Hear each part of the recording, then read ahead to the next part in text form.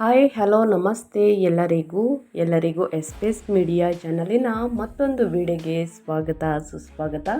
ಸ್ನೇಹಿತರೆ, ಎಲ್ಲರೂ ಹೇಗಿದ್ದೀರಾ? ಎಲ್ಲರೂ ಚೆನ್ನಾಗಿದ್ದೀರಾ ಅಂದ್ಕೊಂಡಿದ್ದೀನಿ. ನಾನು ಕೂಡ ತುಂಬಾ ಚೆನ್ನಾಗಿದ್ದೀನಿ. ಎಲ್ಲರೂ ಚೆನ್ನಾಗಿದ್ದೀರಾ ಅಂದ್ಕೊಂಡು ಭಾವಿಸ್ಕೊಂಡು ಇವತ್ತಿನ ಒಂದು ವಿಡಿಯೋನ ಶುರು ಮಾಡಿಬಿಡೋಣ. ಇವತ್ತಿನ ಒಂದು ವಿಡಿಯೋದಲ್ಲಿ ಮಕರ ರಾಶಿಯವರಿಗೆ ಸ್ನೇಹಿತರೆ, ಶನಿ ಬಲದಿಂದ ಏನೆಲ್ಲ ಅದೃಷ್ಟದ ಫಲಗಳನ್ನು ಗಳಿಸಲಿದ್ದೀರಿ, ನಿಮ್ಮ ವ್ಯಾಪಾರದಲ್ಲಿ, ವ್ಯವಹಾರದಲ್ಲಿ, ಹಣಕಾಸಿನಲ್ಲಿ, ವೃತ್ತಿ ಜೀವನದಲ್ಲಿ, ನಿಮ್ಮ ಆರೋಗ್ಯದಲ್ಲಿ ಏನೆಲ್ಲ ಬದಲಾವಣೆಯನ್ನು ಗ್ರಹಗಳು ಸೂಚಿಸಲಿದೆ, ಯಾವುದರ ಬಗ್ಗೆ ಎಚ್ಚರಿಕೆ ವಹಿಸಬೇಕು ಅನ್ನೋದನ್ನ ಕಂಪ್ಲೀಟಾಗಿ ಇದೇ ವಿಡಿಯೋದಲ್ಲಿ ತಿಳಿಸ್ಕೊಡ್ತಾ ಹೋಗ್ತೀನಿ. ಇದನ್ನೆಲ್ಲ ತಿಳ್ಕೋಬೇಕು, ಸಣ್ಣ ಪುಟ್ಟ ಪರಿಹಾರಗಳನ್ನೆಲ್ಲ ಫಾಲೋಅಪ್ ಮಾಡಬೇಕು ಅಂದರೆ ಎಲ್ಲೂ ಕೂಡ ವಿಡಿಯೋನ ಸ್ಕಿಪ್ ಮಾಡಬಾರ್ದು. ಅಂದರೆ ವಿಡಿಯೋನ ಕಟ್ ಮಾಡಿ ಓಡಿಸ್ಕೊಂಡು ಹೋಗಿ ನೋಡಿದ್ರೆ ಫುಲ್ ಇನ್ಫಾರ್ಮೇಷನ್ ಅರ್ಥ ಆಗಲ್ಲ. ಸೊ ಹಾಗಾಗಿ ಎಲ್ಲ ವಿಡಿಯೋದಲ್ಲೂ ತಿಳಿಸ್ತಾ ಇರ್ತೀನಿ. ಮೊದಲಿಂದ ಕೊನೆ ತನಕ ವಿಡಿಯೋನ ವಾಚ್ ಮಾಡಿ. ವಿಡಿಯೋದಲ್ಲಿ ಒಳ್ಳೆ ಮಾಹಿತಿ ಸಿಕ್ಕಿದ್ದಲ್ಲಿ ತಪ್ಪದೆ ವಿಡಿಯೋಗೊಂದು ಲೈಕ್ ಕೊಟ್ಟು, ಇನ್ನೂ ನನ್ನ ಚಾನಲ್ನ ಸಬ್ಸ್ಕ್ರೈಬ್ ಮಾಡ್ಕೊಳ್ತಾನೆ ನೋಡ್ತಿದ್ರೆ ಎಸ್ಪೇಸ್ ಮೀಡಿಯಾಗೆ ಸಬ್ಸ್ಕ್ರೈಬ್ ಆಗಿ ನಿಮ್ಮ ಅಭಿಪ್ರಾಯಗಳನ್ನು ಕಮೆಂಟ್ ಬಾಕ್ಸಲ್ಲಿ ತಿಳಿಸಬಹುದು. ಯಾರೆಲ್ಲ ಸಬ್ಸ್ಕ್ರೈಬ್ ಮಾಡಿಕೊಂಡು ಪ್ರತಿನಿತ್ಯ ವಿಡಿಯೋ ವಾಚ್ ಮಾಡ್ತಾ ಇದ್ದೀರಾ ಅಂಥವರಿಗೆ ಥ್ಯಾಂಕ್ ಯು ಸೋ ಮಚ್ ಅಂತ ಹೇಳ್ತಾ ವಿಡಿಯೋದ ಕಡೆ ಗಮನ ಕೊಟ್ಬಿಡ್ತಾ ಹೋಗೋಣ. ಸ್ನೇಹಿತರೆ, ಓಂ ಶಂ ಶನೇಶ್ವರಾಯ ನಮಃ ಅಂತ ಕಮೆಂಟ್ ಮಾಡಿ. ಶನಿದೇವರ ಅನುಗ್ರಹದಿಂದ, ಶನಿ ಗ್ರಹದಿಂದ ಎಲ್ಲ ಕಷ್ಟಗಳು, ಸಮಸ್ಯೆಗಳು, ಅಡೆತಡೆಗಳು ನಿಮ್ಮ ಜೀವನದಲ್ಲಿ ಏನೇ ಇದ್ದರೂ ಕೂಡ ಅವೆಲ್ಲವೂ ಸಂಪೂರ್ಣವಾಗಿ ನಿವಾರಣೆಯಾಗಲಿ ಅಂತ ಕೇಳ್ಕೊತಾ ವಿಡಿಯೋದ ಕಡೆ ಗಮನ ಕೊಡ್ತಾ ಹೋಗೋಣ. ಹೌದು, ಮಕರ ರಾಶಿಯವರಿಗೆ ಸಾಕಷ್ಟು ಬದಲಾವಣೆಯನ್ನು ನೋಡಲಿದ್ದೀರಿ ಮಾರ್ಚ್ ತಿಂಗಳಿನಲ್ಲಿ ಸ್ನೇಹಿತರೆ. ಅದು ನಿಮ್ಮ ವ್ಯಾಪಾರ, ವ್ಯವಹಾರದಲ್ಲಿ, ವೃತ್ತಿ ಜೀವನದಲ್ಲಿ ಒಟ್ಟಾರೆಯಾಗಿ ಏನೆಲ್ಲ ಬದಲಾವಣೆಯನ್ನು ಗ್ರಹಗಳು ಸೂಚಿಸಲಿದೆ, ಯಾವುದರ ಬಗ್ಗೆ ಎಚ್ಚರಿಕೆ ವಹಿಸಬೇಕು ಅನ್ನೋದನ್ನ ನೋಡೋದಾದರೆ, ಒಟ್ಟಾರೆಯಾಗಿ ಹೇಳೋದಾದರೆ ಮಕರ ರಾಶಿಯವರ ಮಾರ್ಚ್ 2026 ಭವಿಷ್ಯ ಹೇಗಿರಲಿದೆ ಅಂದರೆ, ಮಾರ್ಚ್ 2026 ನಿಮ್ಮ 2ನೇ ಮನೆ ಸಂಪತ್ತು ಮತ್ತು ಮಾತು ಮೇಲೆ ತೀಕ್ಷ್ಣವಾದ ಮಾತು ಮತ್ತು ಸಂಪತ್ತಿನ ಕದನ ಅಂತಲೇ ಹೇಳ್ಬೋದು. ನಿಮ್ಮ ತೀಕ್ಷ್ಣವಾದ ಮಾತಿನ ಗಮನವನ್ನು ತರುತ್ತದೆ. ಮಂಗಳ ಮತ್ತು ರಾಹು ಇಲ್ಲಿ ಸಂಯೋಗ ಹೊಂದಿರುವುದರಿಂದ ನೀವು ಹಣವನ್ನು ಸಂಗ್ರಹಿಸುವ ತೀವ್ರ ಪ್ರಚೋದನೆಯನ್ನು ಅನುಭವಿಸಲಿದ್ದೀರಿ. ಆದರೆ ನಿಮ್ಮ ಮಾತು ಕಠಿಣ ಮತ್ತು ಹಠಾತ್ ಪ್ರವೃತ್ತಿಯಾಗಬಹುದು. ನೀವು ನಿಮ್ಮ ನಾಲಿಗೆಯನ್ನು ನಿಯಂತ್ರಿಸದಿದ್ದರೆ ಕೌಟುಂಬಿಕ ವಾದ ವಿವಾದಗಳು ಸಾಧ್ಯ. ಅದೇ ರೀತಿ ಸಕಾರಾತ್ಮಕವಾಗಿ ಹೇಳುವುದಾದರೆ, ನೀವು ಯೋಗಕಾರಕ ಶುಕ್ರ ಮಾರ್ಚ್ 9ರಂದು ಸ್ನೇಹಿತರೆ 3ನೇ ಮನೆಯಲ್ಲಿ ಉಚ್ಚ ಸ್ಥಿತಿಗೆ ಬರುತ್ತಾರೆ. ಇದು ಒಡ ಹುಟ್ಟಿದವರಿಂದ ಅತ್ಯುತ್ತಮ ಬೆಂಬಲ ಸಿಗಲಿದೆ. ಸೃಜನಶೀಲ ಸಂವಹನದಲ್ಲಿ ಯಶಸ್ಸು ಮತ್ತು ಸಣ್ಣ ಪ್ರಯಾಣಗಳನ್ನು ತರುತ್ತದೆ.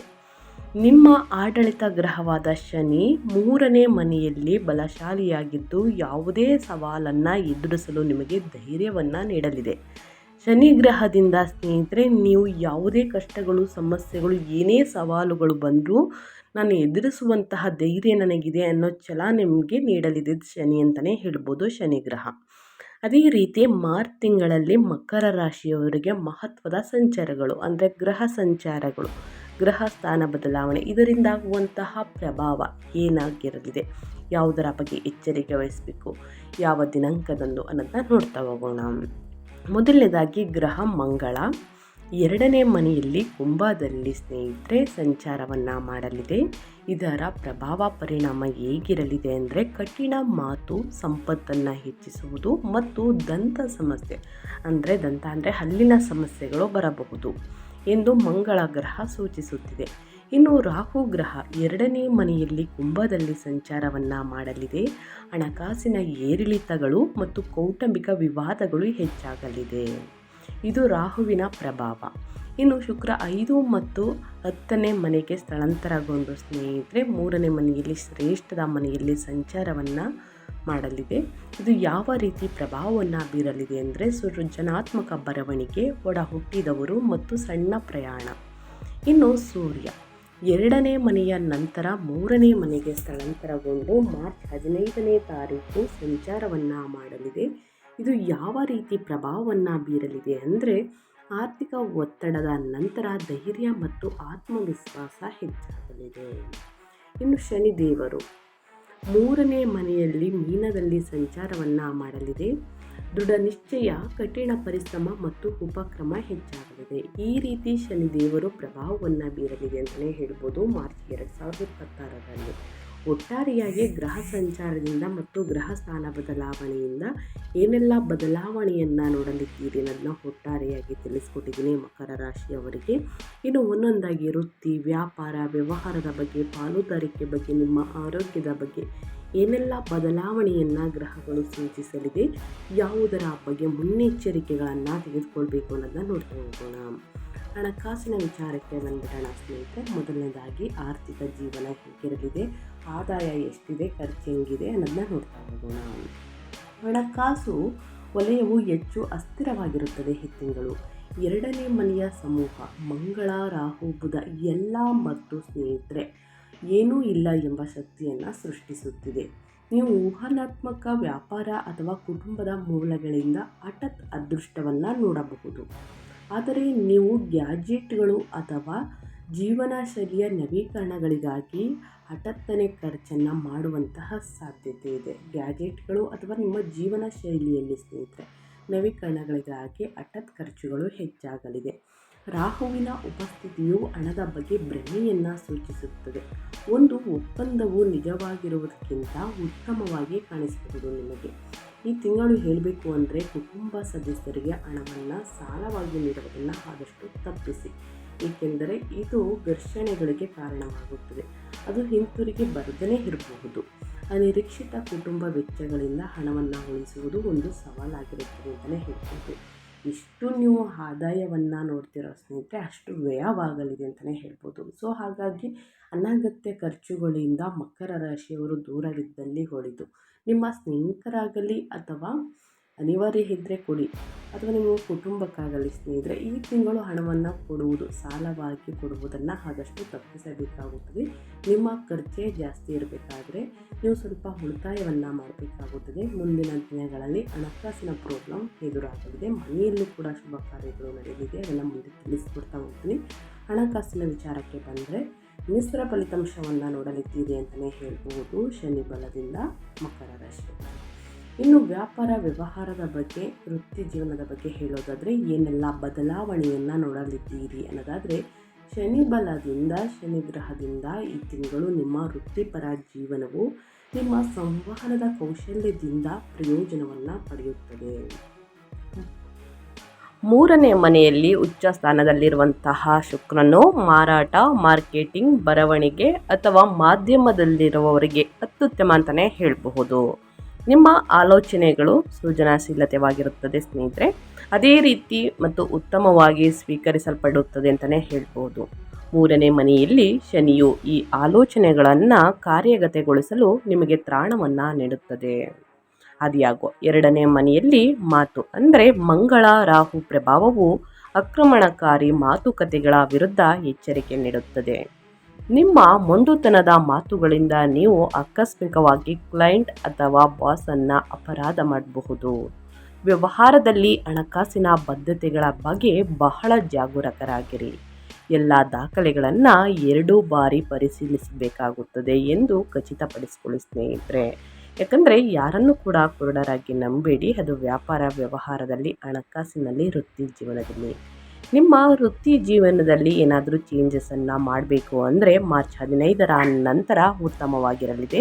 ಸೊ ಆ ನಂತರ ನೀವು ಚೇಂಜಸ್ನ ಮಾಡ್ಕೋಬಹುದು. ವ್ಯಾಪಾರ ವ್ಯವಹಾರದಲ್ಲಿ, ಪಾಲುದಾರಿಕೆಯಲ್ಲಿ ಏನಾದರೂ ಹೂಡಿಕೆಯನ್ನು ಮಾಡಬೇಕು ಅಂದರೆ ಖಂಡಿತವಾಗಿಯೂ ಮಾರ್ಚ್ 15ನೇ ತಾರೀಕು ನಂತರ ಹೂಡಿಕೆಯನ್ನು ಮಾಡಬಹುದು. ಇದರಿಂದ ದುಪ್ಪಟ್ಟು ಲಾಭವನ್ನು ನೋಡಲಿದ್ದೀರಿ.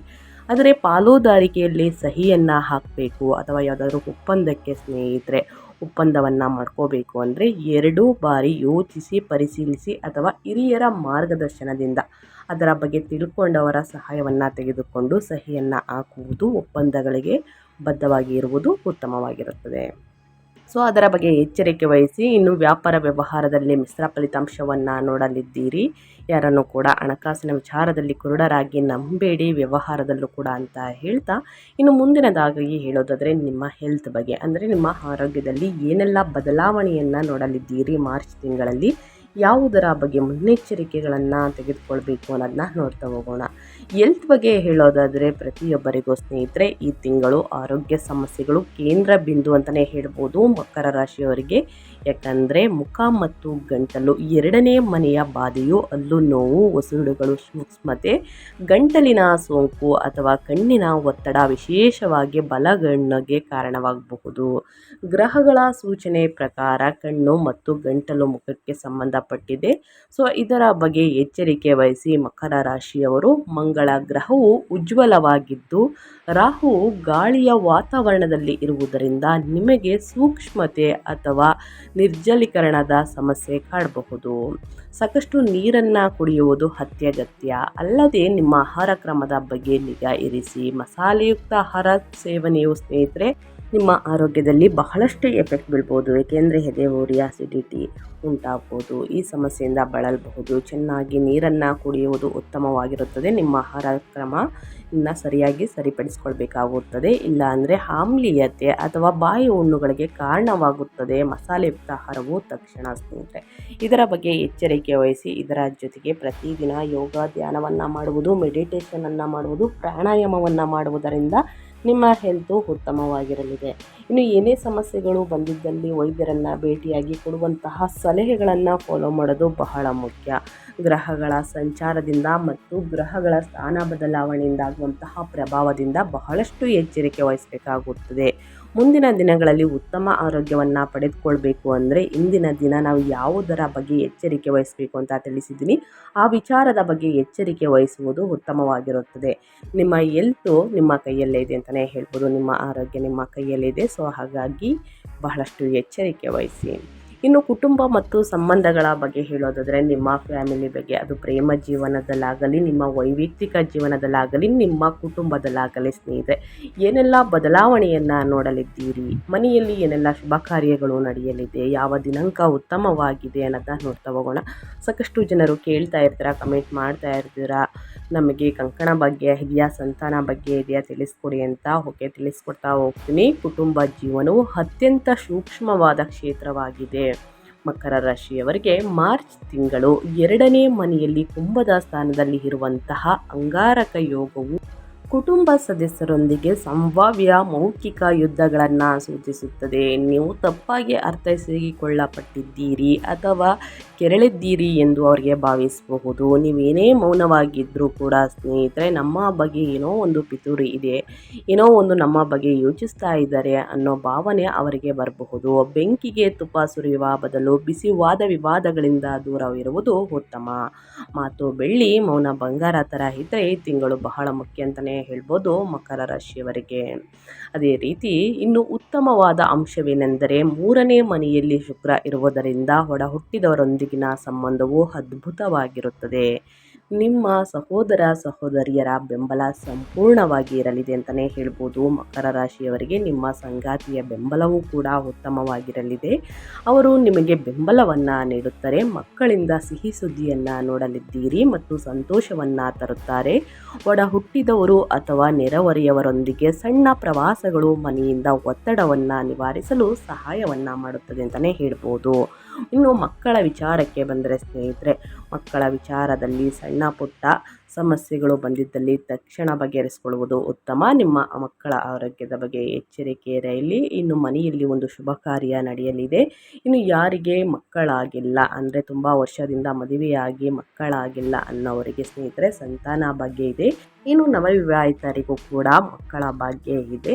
ಇನ್ನು ಮನೆಯಲ್ಲಿ ಸ್ನೇಹಿತರೆ ಶುಭ ಕಾರ್ಯ ನಡೆಯಲಿದೆ ಅಂತಲೇ ಹೇಳ್ಬೋದು. ಇದರಿಂದ ಒಳ್ಳೆಯ ಸಾಮರಸ್ಯ, ಸಂತೋಷದಿಂದ, ನೆಮ್ಮದಿಯಿಂದ ಇರಲಿದ್ದೀರಿ. ಸಣ್ಣ ಪುಟ್ಟ ಮನಸ್ತಾಪಗಳು ಏನೇ ಇದ್ದಲ್ಲಿ ಅಲ್ಲೇ ಕೂತು ಮಾತನಾಡಿ ಬಗೆಹರಿಸಿಕೊಳ್ಳುವುದು ಉತ್ತಮವಾಗಿರುತ್ತದೆ. ಇನ್ನು ಮಕರ ರಾಶಿಯವರಿಗೆ ಯಾರಿಗೆ ಅವಿವಾಹಿತರಿಗೆ ಮದುವೆಯಾಗಿಲ್ಲ ಅಂಥವರಿಗೂ ಕೂಡ ಕಂಕಣ ಭಾಗ್ಯ ಇದೆ ಅಂತಲೇ ಹೇಳ್ಬೋದು. ಮಾರ್ಚ್ ತಿಂಗಳು ಅಂದರೆ 2026ನೇ ವರ್ಷ ಸ್ನೇಹಿತರೆ, ಮಾರ್ಚ್ ತಿಂಗಳು ಒಂದು ತಿರುವನ್ನು ಕೊಡಲಿದೆ ಅಂತಲೇ ಹೇಳ್ಬೋದು ಮಕರ ರಾಶಿಯವರಿಗೆ. ಅದು ಗ್ರಹಗಳ ಸಂಚಾರದಿಂದ ಆಗ್ಬೋದು, ಗ್ರಹಗಳ ಸ್ಥಾನ ಬದಲಾವಣೆಯಿಂದ ಆಗ್ಬೋದು, ಅದರ ಪ್ರಭಾವದಿಂದ ಆಗಬಹುದು. ಒಂದು ತಿರುವನ್ನು ಕೊಡಲಿದೆ.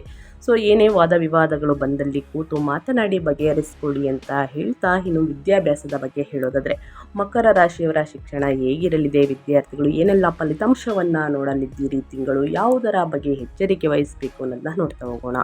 ಮಕರ ರಾಶಿಯ ವಿದ್ಯಾರ್ಥಿಗಳಿಗೆ ಈ ತಿಂಗಳು ವಿದ್ಯಾರ್ಥಿಗಳು ಅತ್ಯುತ್ತಮ ಬರವಣಿಗೆ ಮತ್ತು ಸಂವಹನ ಕೌಶಲ್ಯವನ್ನು ಹೊಂದಿರುತ್ತಾರೆ.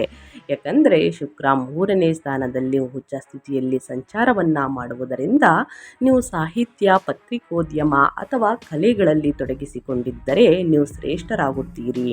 ನಿಮ್ಮ ಸೃಜನಶೀಲ ರಸಗಳು ಹರಿಯುತ್ತಿವೆ ಸ್ನೇಹಿತರೆ. ಅದ್ಯಾಗೋ 2ನೇ ಮನೆಯ ಬಾಧೆ ಅಂದರೆ ಮಾತಿನಿಂದಾಗಿ ಮೌಖಿಕ ಪರೀಕ್ಷೆಗಳು ಕಷ್ಟಕರವಾಗಬಹುದು. ಆತಂಕದಿಂದ, ಭಯದಿಂದ, ನಿರ್ಭಯದಿಂದ ನೀವು ತೊದಲಬಹುದು ಸ್ನೇಹಿತರೆ, ಅಥವಾ ತುಂಬ ವೇಗವಾಗಿ ಮಾತನಾಡಬಹುದು. ಯಾವುದೇ ಪ್ರಸ್ತುತಿಯ ಮೊದಲು ನಿಮ್ಮ ನರಗಳನ್ನು ಶಾಂತಗೊಳಿಸಲು ಸಾವಧಾನತೆಯನ್ನು ಅಭ್ಯಾಸ ಮಾಡಿಕೊಳ್ಳಿ. ಪ್ರತಿದಿನ ಒಂದು ವೇಳಾಪಟ್ಟಿಯನ್ನು ರಚಿಸಿ ಸರಿಯಾದ ಸಮಯಕ್ಕೆ ಕೂತು ಅಧ್ಯಯನವನ್ನು ಮಾಡಿದಲ್ಲಿ ಉನ್ನತ ಫಲಿತಾಂಶವನ್ನು ಗಳಿಸಲಿದ್ದೀರಿ. ಇನ್ನು ಅದೇ ರೀತಿ ಮನೆಯಲ್ಲಿ ಗದ್ದಲ, ಸಮಸ್ಯೆ, ತೊಂದರೆ, ಗಲಾಟೆ, ಸೌಂಡ್ ಇದ್ದರೆ ಸ್ನೇಹಿತರೆ ಲೈಬ್ರರಿ ಅಂದರೆ ಗ್ರಂಥಾಲಯಗಳಲ್ಲಿ ಇನ್ನು ಶಾಂತವಾದ ಸ್ಥಳದಲ್ಲಿ ಕೂತು ಅಧ್ಯಯನವನ್ನು ಮಾಡಿ ಖಂಡಿತವಾಗಿಯೂ ಉನ್ನತ ಫಲಿತಾಂಶವನ್ನು ವಿದ್ಯಾರ್ಥಿಗಳು ಗಳಿಸಲಿದ್ದೀರಿ. ಇನ್ನು ಭಯ, ಆತಂಕ, ನಿರ್ಭಯ ಈ ರೀತಿ ಪರೀಕ್ಷೆಗಳಲ್ಲಿ ನಿಮ್ಮನ್ನು ಕಾಡ್ತಾ ಇದ್ದರೆ ದಯವಿಟ್ಟು ಹನುಮಾನ್ ಚಾಲಿಸವನ್ನು 11 ಬಾರಿ ಪಠಿಸುವುದು ಉತ್ತಮ. 11 ಬಾರಿ ಹೇಳುವುದರಿಂದ ಭಯ, ಆತಂಕ, ನಿರ್ಭಯ ಎಲ್ಲವೂ ಕೂಡ ಹೋಗಲಾಡಿಸಲಾಗುತ್ತದೆ. ಇನ್ನು ಯಾರಿಗೆ ಹನುಮಾನ್ ಚಾಲಿಸವನ್ನು ಹೇಳುವುದಕ್ಕೆ ಬರುವುದಿಲ್ಲ ಅಂಥವರು ಆಲಿಸ್ಬೋದು, ಅಂದರೆ ಕೇಳ್ಬೋದು. 11 ಬಾರಿ ಹೇಳುವುದರಿಂದ ಅದೇ ಭಯ, ಆತಂಕ, ನಿರ್ಭಯವೆಲ್ಲವೂ ಕೂಡ ದೂರ ಹೋಗಲಿದೆ. ವಿದ್ಯಾರ್ಥಿಗಳು ತಪ್ಪದೆ ಇದನ್ನು ಅಳವಡಿಸ್ಕೊಳ್ಳಿ ಅಂತ ಹೇಳ್ತಾ, ಇನ್ನು ಪ್ರತಿದಿನ ಅಭ್ಯಾಸವನ್ನು ಮಾಡಿ ಖಂಡಿತವಾಗಿಯೂ ನಿಮ್ಮ ರಿಸಲ್ಟ್ ಉತ್ತಮವಾಗಿರಲಿದೆ. ಇನ್ನು ಈ ತಿಂಗಳಲ್ಲಿ ಅನುಸರಿಸಬೇಕಾದ ವೈದಿಕ ಪರಿಹಾರ ಅಂದರೆ ಜ್ಯೋತಿಷ್ಯದ ಪರಿಹಾರಗಳು. ಈ ಪರಿಹಾರಗಳನ್ನು ಅನುಸರಿಸಿದಲ್ಲಿ ಕಷ್ಟಗಳು, ಸಮಸ್ಯೆಗಳು, ಅಡೆತಡೆಗಳು ಏನೇ ಪ್ರಾಬ್ಲಮ್ಗಳು ಇದ್ದರೂ ಕೂಡ ಸಂಪೂರ್ಣವಾಗಿ ನಿವಾರಣೆಯಾಗುತ್ತೆ. ಆದಷ್ಟು ನನ್ನ ಚಾನಲ್ನಲ್ಲಿ ಬರುವಂತಹ ಈ ಸಣ್ಣ ಪುಟ್ಟ ಪರಿಹಾರದಿಂದಲೇ ದೊಡ್ಡ ಸಮಸ್ಯೆಗಳು ಕೂಡ ಕಡಿಮೆಯಾಗಲಿದೆ ಸ್ನೇಹಿತರೆ. ಓಕೆ, ಯಾವ ಪರಿಹಾರ ಅನ್ನೋದನ್ನ ತಿಳಿಸ್ಕೊಡ್ತೀನಿ. ಆರ್ಥಿಕ ಅಸ್ಥಿರತೆ ಮತ್ತು ಮಾತಿನ ಸಮಸ್ಯೆಗಳನ್ನು ನಿರ್ವಹಿಸಲು ಮಕರ ರಾಶಿಯವರು ಈ ಪರಿಹಾರಗಳನ್ನು ಮಾಡಬೇಕಾಗುತ್ತದೆ.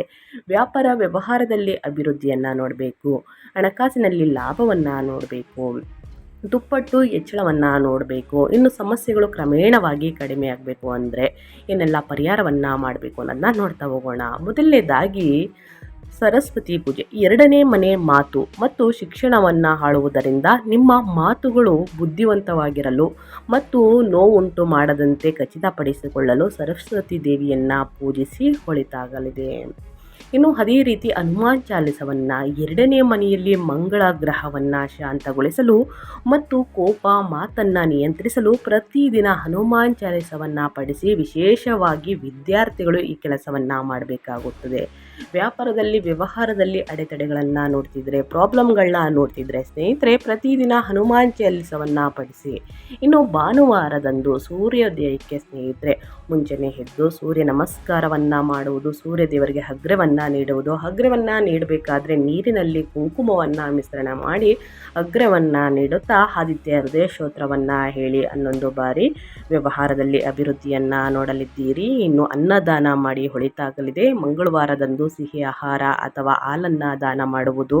ಇದು ಆಹಾರ ತಿನ್ನುವ ಮನೆಯಲ್ಲಿ ಮಂಗಳನ ಶಾಖವನ್ನು ತಟಸ್ಥಗೊಳಿಸಲು ಸಹಾಯವನ್ನು ಮಾಡುತ್ತದೆ. ಆದಷ್ಟು ಬಡವರಿಗೆ, ನಿರ್ಗತಿಕರಿಗೆ ನಿಮ್ಮ ಕೈಯಲ್ಲಾದಷ್ಟು ಹಣ ಸಹಾಯವನ್ನು ಮಾಡಿ. ಇನ್ನು ಅದೇ ರೀತಿ ಬೆಳ್ಳಿ ವಸ್ತು. ನಿಮ್ಮ ಸಂಪತ್ತಿನ ಮೇಲೆ ರಾಹುವಿನ ಪ್ರಭಾವವನ್ನು ಶಾಂತಗೊಳಿಸಲು ನಿಮ್ಮ ಕೈಚೀಲದಲ್ಲಿ ಅಥವಾ ನಿಮ್ಮ ಬ್ಯಾಗಿನಲ್ಲಿ, ನಿಮ್ಮ ಪರ್ಸ್ನಲ್ಲಿ ಒಂದು ಸಣ್ಣ ಚೌಕಾಕಾರದ ಬೆಳ್ಳಿಯ ತುಂಡುಗಳನ್ನು ಇರಿಸಿ. ಇದು ರಾಹುವಿನ ಪ್ರಭಾವವನ್ನು ಸ್ನೇಹಿತರೆ ಕಡಿಮೆ ಮಾಡಲಿದೆ. ಸೊ ಹಾಗಾಗಿ ಈ ಸಣ್ಣ ಪುಟ್ಟ ಪರಿಹಾರವನ್ನು ಮಾಡ್ಬೋದು. ಇನ್ನು ಶನಿದೇವರಿಗೆ ಸಂಬಂಧಪಟ್ಟಂತಹ ಕಪ್ಪು ವಸ್ತುಗಳು, ಕಬ್ಬಿಣ, ಚೆತ್ತರಿ, ಇನ್ನು ಕಪ್ಪು ಎಳ್ಳು, ಸಾಸಿವೆ ಈ ರೀತಿ ದಾನ ಮಾಡ್ಬೋದು. ಕಪ್ಪು ಬಟ್ಟೆ ಈ ರೀತಿ ಶನಿವಾರದಂದು ದಾನ ಮಾಡ್ಬೋದು. ಶನಿದೇವರಿಗೆ ಕಪ್ಪು ಎಳ್ಳಿನಿಂದ ಮಾಡಿದಂತಹ ಎಳ್ಳೆಣ್ಣೆಯಿಂದ ತೈಲಾಭಿಷೇಕವನ್ನು ಮಾಡಿಸುವುದು ಕೂಡ ಉತ್ತಮ. ಪ್ರತಿ ಶನಿವಾರ ಆಗಲಿಲ್ಲ ಅಂದರೆ ಶನಿವಾರದಂದು ಈ ಕೆಲಸವನ್ನು ಮಾಡಿ ಕ್ರಮೇಣವಾಗಿ ಕಷ್ಟ ಸಮಸ್ಯೆಗಳು ಕಡಿಮೆಯಾಗಲಿದೆ. ನನ್ನ ಚಾನಲಲ್ಲಿ ಬರುವಂತಹ ಈ ಸಣ್ಣ ಪುಟ್ಟ ಪರಿಹಾರದಿಂದಲೇ ದೊಡ್ಡ ಸಮಸ್ಯೆಗಳು ಕೂಡ ನಿವಾರಣೆಯಾಗಲಿದೆ. ತಪ್ಪದೇ ಮಾಡಿ ಅಂತ ಹೇಳ್ತಾ ನಾನು ವಿಡಿಯೋನ ಎಂಡ್ ಮಾಡ್ತಾ ಇದ್ದೀನಿ. ದಯವಿಟ್ಟು ಇವತ್ತಿನ ಒಂದು ವಿಡಿಯೋದಲ್ಲಿ ಒಳ್ಳೆಯ ಮಾಹಿತಿ ಸಿಕ್ಕಿದ್ದಲ್ಲಿ, ಈ ವಿಡಿಯೋ ಯೂಸ್ಫುಲ್ ಅನಿಸಿದ್ದಲ್ಲಿ ಮಕರ ರಾಶಿಯವರಿಗೆ ಇನ್ನೂ ವಿಡಿಯೋಗೆ ಲೈಕ್ ಮಾಡ್ದೇ ನೋಡ್ತಿದ್ರೆ ದಯವಿಟ್ಟು ಲೈಕ್ ಮಾಡಿ. ಕಮೆಂಟ್ ಮಾಡಿಲ್ಲ ಅಂದರೆ ದಯವಿಟ್ಟು ಕಮೆಂಟ್ ಮಾಡಿ. ಓಂ ಶಾಂ ಶನೇಶ್ವರಾಯ ನಮಃ ಅಂತ ಕಮೆಂಟ್ ಮಾಡಿ. ಶನಿದೇವರ ಅನುಗ್ರಹದಿಂದ ನಿಮ್ಮ ಜೀವನದಲ್ಲಿ ಇದ್ದ ಕಷ್ಟಗಳು, ಸಮಸ್ಯೆಗಳು, ಅಡಚಣೆಗಳು ಏನೇ ಇದ್ದರೂ ಕೂಡ ಸಂಪೂರ್ಣವಾಗಿ ನಿವಾರಣೆಯಾಗಲಿ ಅಂತ ಕೇಳ್ಕೊತಾ ವಿಡಿಯೋನ ಎಂಡ್ ಮಾಡಿ ಮತ್ತೊಂದು ವಿಡಿಯೋದಲ್ಲಿ ಸಿಗ್ತೀನಿ. Thank you for watching.